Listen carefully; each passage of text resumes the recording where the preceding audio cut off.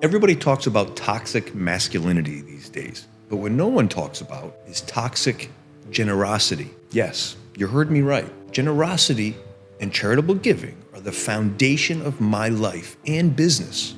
But too much generosity, well, it can ruin relationships that mean the most to you and hurt those people receiving it. Now, I can already hear it, but let me tell you a story about how always trying to be the hero has cost me so many relationships that meant so much to me. At the end of this video, you might just rethink how far your generosity should go. Here's the thing. If you give something to someone once, well, of course, they're going to appreciate it. You're the hero, and it feels good. You gave them a hand when they needed it the most. Great, right? But then you give again and again, because let's be honest, it feels good to us to be able to help those we love. But their appreciation turns to anticipation. And you know what happens next? Expectations. Then by the fourth time, they don't just expect it, they feel entitled to it.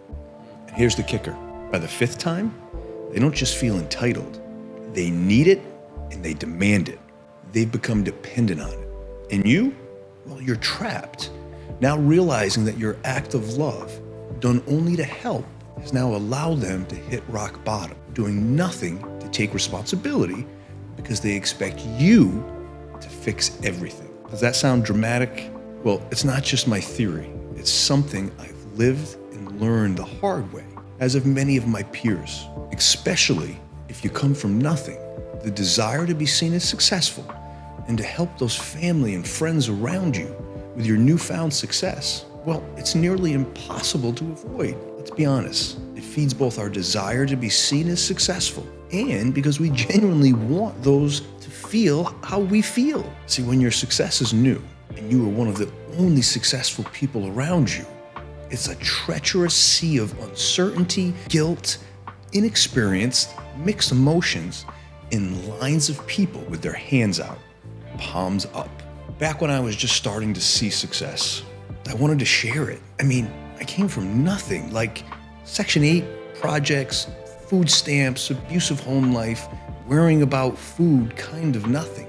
So when that money started coming in, man, my first thought was, how can I help the people I love the most? The feeling of knowing how much you have and how much they say they need. You can feel it in their eyes. I know you have it. I know it's not a lot for you. How could you not give it to me? It's a guilt that only someone who has come from humble beginnings can truly understand. And it's virtually impossible not to give and give and give.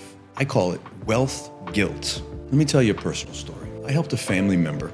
First, I'd pay a couple of bills for them. They were so grateful, and it felt great. Then the next month came, and I helped again. This time, they didn't even ask, they just kind of hinted. Man, it's been a rough month, they'd say. And guess what? I just jumped in. Because that's what you do, right? You take care of your people. But by the third time, something had shifted. They didn't hint anymore. They just expected it. And by the fourth time, they weren't even thanking me.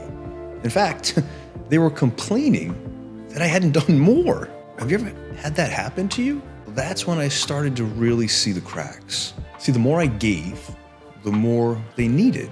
The more they needed, the more they took. And the more they took, the worse the situation became. Because here's the truth. At some point, when you keep giving without boundaries, you're not actually helping anymore. You're enabling. Let me put it this way. Imagine someone is drowning and you throw them a life jacket. That's a good thing, right? But what happens if they decide, you know what? I don't actually need to learn how to swim because Derik's always going to be there with that life jacket. Now they're not just drowning.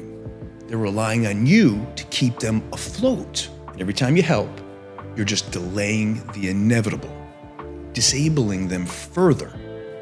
They're going to sink. And when they do, guess who they're going to blame? You. I remember the moment it all clicked for me. I had to tell this family member, no more money, no more help. It wasn't easy. Honestly, even still today, it's probably one of the hardest things I've ever had to do. And their reaction? Let's just say they didn't thank me. They called me selfish, a monster. They said, after everything I've done for you, this is how you repay me? You have everything, and I have nothing. You're disgusting. Let me tell you something. That hurt. But here's the thing. I realized I wasn't doing this out of love anymore. I was doing this out of guilt. And guilt is not a good reason to give. You see, real love isn't about giving someone what they want always. More often, it's about giving them what they need. And sometimes what they need is to struggle, to figure out on their own, to fall, so they can learn and stand back up on their own. And here's the irony.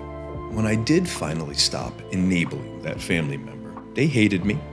They told me I was dead to them. They tried to steal from me and even threatened me because they were drowning without my life jacket and panicking. Do you know what happened next? Eventually, they figured it out. They got a job. They started paying their own bills. And now they actually are stable and have a productive life. And believe it or not, eventually apologize for their behavior. So here's my advice to you. Be generous, but don't confuse generosity with enabling. There's a fine line between being someone's helper and being their crutch. Because when you cross that line, you're not just hurting yourself, you're hurting them too. Think about it. The next time someone asks for help, am I doing this out of love or am I doing this out of guilt? Because the answer might just change your life and theirs.